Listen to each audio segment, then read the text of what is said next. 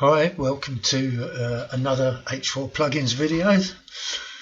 We're looking at the idea of running multitasking apps on ESP82, 66 and 32, doing several things at a time. Now, in pure technical terms, doing that properly requires that all of these complicated words on the left come into the equation. And there's a really simple one-line answer as to why you need it, and that is because understanding all of those words is too hard for most people. Certainly for beginners. Even experienced programmers have a problem with those. And H4 plugins was written so that you could do the multitasking without having to know all of those difficult concepts. So let's dive in.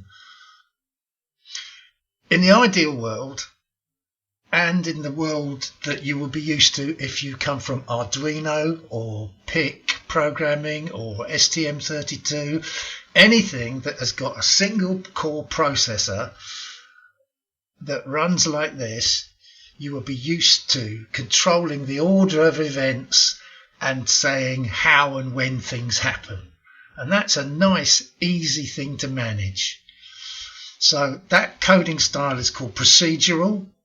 It kind of goes from top to bottom. Yes, of course it loops and stuff like that, but you say when you want to read that input button, you say when you want to turn that LED off and when you want to turn it on. And that gives us some keywords of synchronous, which means that things happen in an order at the same time, at an expected time, within the same time frames. Synchronous means all of those kind of things. Blocking means this, that if you run a delay there, as you would do in a typical Blinky in a simple processor, then that stops anything else running. But there's nothing else running, you say. Exactly. And that's why it's not a problem on any of those other processors, and that's why it's an ideal world. But that's not how ESP and ESP32 work.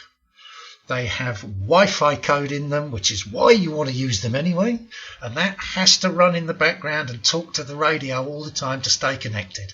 And if your code stops that Wi-Fi code running or slows it down or delays it, the processor will reboot. So if you write code like this on an ESP8266, it will crash and reboot, and that's the end of that story.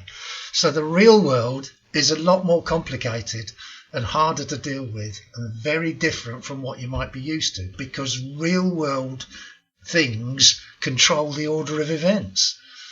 Voice commands coming out of nowhere. Network commands coming out of nowhere. The very fact of being connected puts you into an asynchronous, event-driven world, and your code has to then operate the same way to stand any chance of dealing with that world that it finds itself in. So some different words here are, we need an event-driven style, which basically says, I want to react to this, this, this, and this. And the rest of the software calls the relevant bits of code when those events happen. And so the loop has nothing to do. All you do is sit there waiting for something to happen and then react to it when it does. And that gives us different keywords. Asynchronous, which means not at the same time, can happen at any time, comes in out the blue. And non-blocking, because our code must not prevent other code from running. Now, all those techniques are complicated. That's why most demo code should be avoided if you want to run multiple tasks, because it's demo code. It's there to simply illustrate a single idea. It's not real world code. It doesn't have error handling. It doesn't have function handling. It's almost always procedurally based, because that's simple and that's what everybody knows already. So it's synchronous and blocking. So it's from the outset, it's a bad example of stuff to look at if you want to write code that runs multiple tasks at once. Lots of it's really badly written, that's just a personal view, but very little of it ever shows actually how to manage multiple tasks. And the reason it doesn't do that is because it's too hard.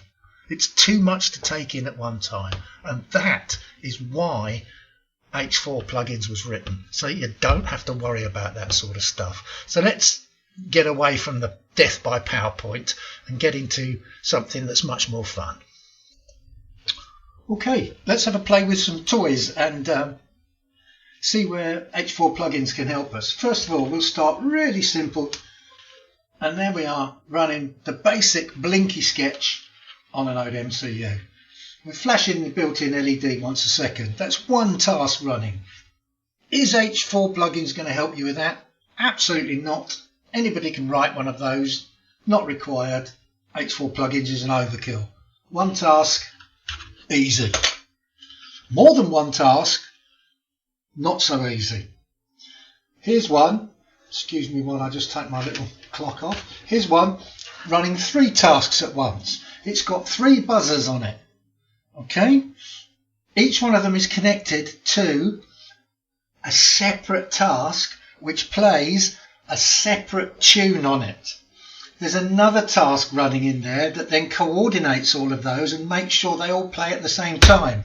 So if you know anything about music and you know what a chord is, you can play chords, and also you can play kind of left hand on the orange button, right hand on the red one, and foot pedal on the green one if you want. Now this is cheap and tinny and horrible, but that's not the point. It's not to marvel at the wonder of the music, it's to marvel at the wonder of the fact that this process is running 4 separate tasks at the same time and synchronizing them all carefully. Now that's probably difficult to hear. I'm going to keep quiet.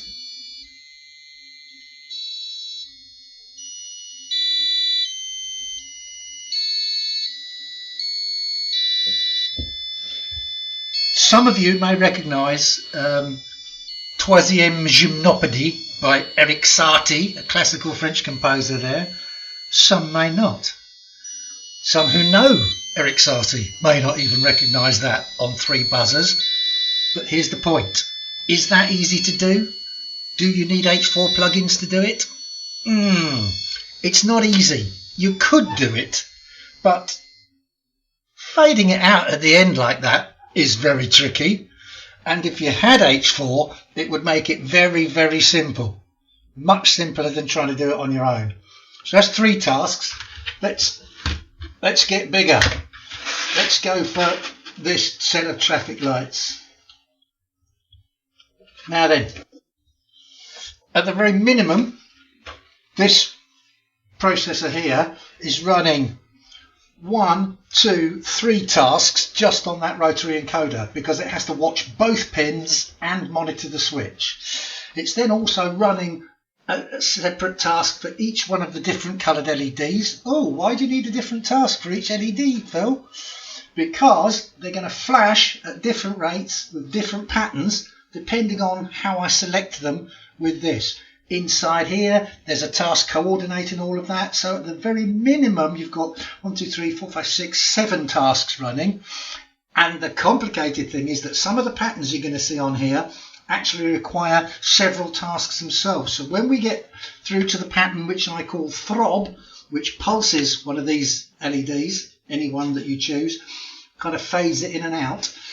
There's 3 tasks running on that one LED, because one of them has to slowly change the analog write rate to dim it and blur it. Another one has to change the rate at which the analog value PWMing changes, etc., etc. Picture's worth 1,000 words. Let's see it working. Rotating the knob rotates the pattern round each set of lights. See that? That's not very interesting. But if we press the button, see the yellow button flash, we've selected a different pattern. Now, when I rotate the knob, it rotates a flasher to each different LED. Okay, there we go. A little bit of lag there in the video, apologies for that. So I can choose another pattern, click, click, What's the pattern this time? Let's put it on the red. It's easier to see in this light. It's just a kind of random flickery. That, again, takes 2 tasks to do that. Let's try another pattern. Let's have a look at this throb. There we go. See the pulsing on and off, and so on and so forth. Can you do that without H4 plugins? Some people probably can, but I'd like to see them. That is very, very complicated. Doing it with H4 plugins is a lot less complicated, but unless you have the knowledge and experience of how to manage and coordinate multiple tasks at once like that, you cannot and will not be able to write apps that do any of the fun little things that I've shown you here. Do you need it? Well, ask yourself these questions. Are you happy with simple one-trick pony code? If yes, then no, you don't need it. If you're happy with simple demos that just run one thing at a time, blink one thing, show one web page, not a problem. If you're an OS writing, bare metal coding god, and you already know all of this and all of those complicated words, then of course you don't need it. You've probably got your own version anyway. But if you're a normal programmer who wants to put apps together quickly that can run multiple things at the same time without crashing and interfering with each other, and you don't want to have to spend 3 months learning complex new techniques, then yes, H4 plugins is absolutely for you. And if you're a newcomer that wants to start getting useful stuff up and running without having to wade through the tons and tons and tons of rubbish demo code out there that isn't going to help you with multiple tasks anyway, and just fails when you try and use it in a real world application, then yes, H4 plugins is for you. So take your pick as to which one of those you are. If you fall in the bottom half of the table, download it, install it, run it, join the support groups and do all of that stuff. And finally, do all of the YouTubey things, like the video, subscribe to the channel and click the bell notification icon, because here's the thing that other channels don't tell you. Every time you don't do all of those things, a chip lets out the blue smoke somewhere. Or a unicorn dies, or a fairy dies. I don't know. Just do it to keep me happy. All right? See you next time.